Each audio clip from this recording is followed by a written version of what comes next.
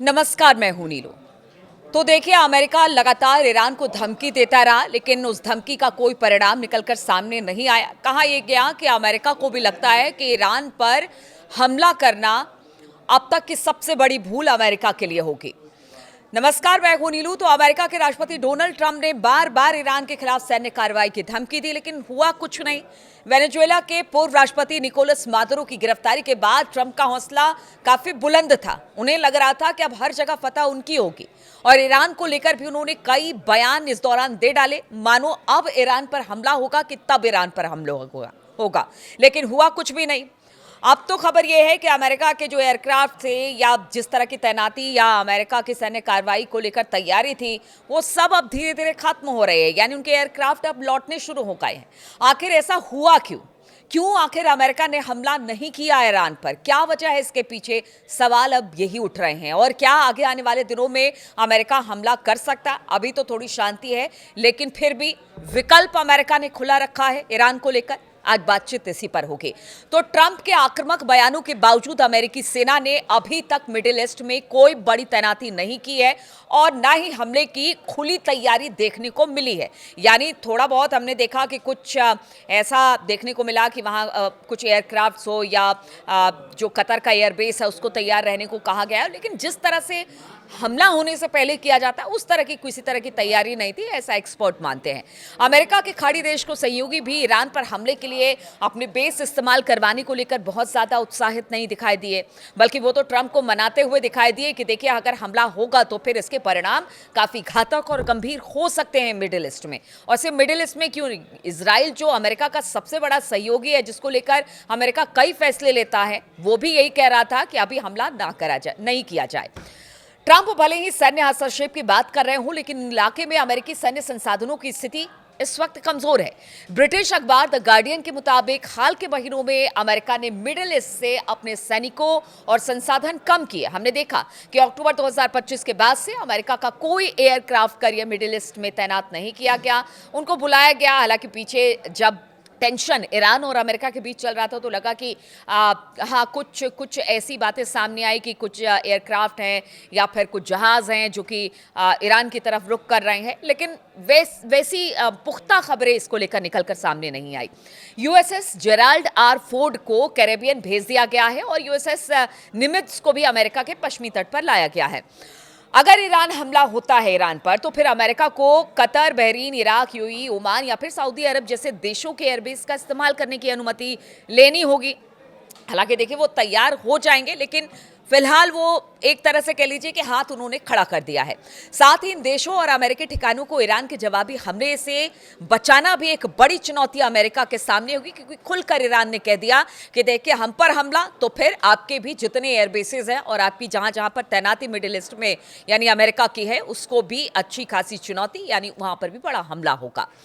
एक विकल्प जून 2025 में किए गए उस हमले जैसा हो सकता है, जिसमें अमेरिका ने B-2 बॉम्बर से ईरान के फोर्दो परमाणु ठिकानों को निशाना बनाया था। मतलब जो एक हमले का विकल्प खुला हुआ है। हालांकि अभी तो अब सिरे से इसे नकारा जा रहा है कि अभी तो फिलहाल कुछ नहीं, अभी तो मामला शांत है, लेकिन हो सकता है कि एक बड़ा हमला, हवाई हमला हो जाए।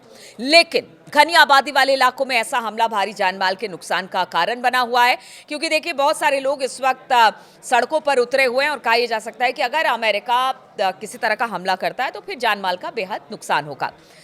ईरान पहले ही चेतावनी दे चुका है कि अगर उस पर हमला हुआ तो वो अमेरिकी ठिकानों और जहाजों को निशाना बनाएगा, चाहे ये कहीं पर भी हो। हालांकि इजराइल के साथ हुए 12 दिनों के युद्ध में ईरान की सैन्य ताकत को नुकसान पहुंचा, लेकिन उसके पास अब भी सीमित मिसाइल क्षमता मौजूद है, और लगातार इन मिसाइलों के प्रोडक्शन पर वो काम कर रहा है। यानी अपने आप को 12 दिन के युद्ध के बाद ईरान ने और मजबूत किया है। ईरान दोबारा तैयार कर रहा है मिसाइल लॉन्चिंग के ठिकाने, रिपोर्ट्स के अनुसार, और एक्सपर्ट बताते हैं कि ईरान के कई मिसाइल लॉन्चिंग ठिकाने पहाड़ों के भीतर बने हैं और उन्हें दोबारा तैयार किया जा रहा है। द गार्डियन की रिपोर्ट के अनुसार ईरान के पास करीब करीब 2000 भारी बैलिस्टिक मिसाइलें हैं, उससे ज्यादा भी हैं। अगर इन्हें बड़ी तादाद में दागा गया तो फिर ये अमेरिका और इजराइल की एयर डिफेंस सिस्टम को चकमा दे सकते हैं। और यही वजह है कि अमेरिका के लिए ईरान पर हमला करना सिर्फ सैन्य ही नहीं बल्कि रणनीतिक जोखिम भी बन सकता है। इसीलिए एक्सपर्ट बता रहे हैं कि अभी तो ईरान पर हमला करने को लेकर जो ट्रंप है और अमेरिका है उन्होंने चुप्पी साध ली है।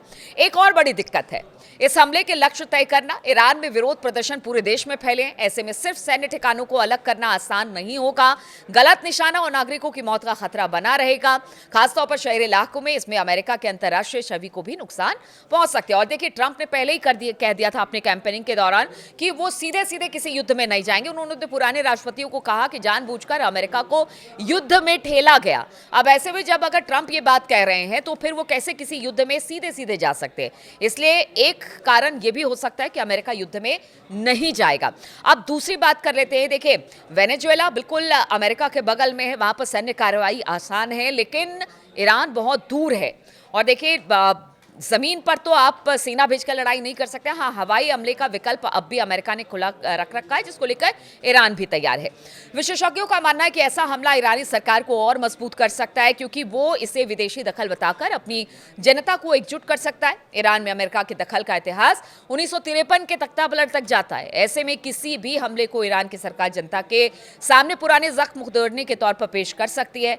ईरान की सरकार सुरक्षा तंत्र भी संगठित और मजबूत है, और इसका परिणाम हमने देख लिया किस तरह से उन्होंने, जो कि लोग निकले थे सड़कों को, उस पूरे के पूरे मूवमेंट को ही दबा दिया। अभी हालात ठीक है, ये तो ट्रंप भी मान रहे हैं कि वहां के हालात ठीक है और पहले से बेहतर है। फांसी किसी को नहीं दी जा रही है, वहां पर किसी को मारा नहीं जा रहा है, इसलिए वो विचार करेंगे कि आगे क्या करना है। तो ये तमाम कारण है जिसकी वजह से अमेरिका को बैकफुट पर आना पड़ा, क्योंकि देखिए, इसमें सीधे सीधे हित अमेरिका का भी है।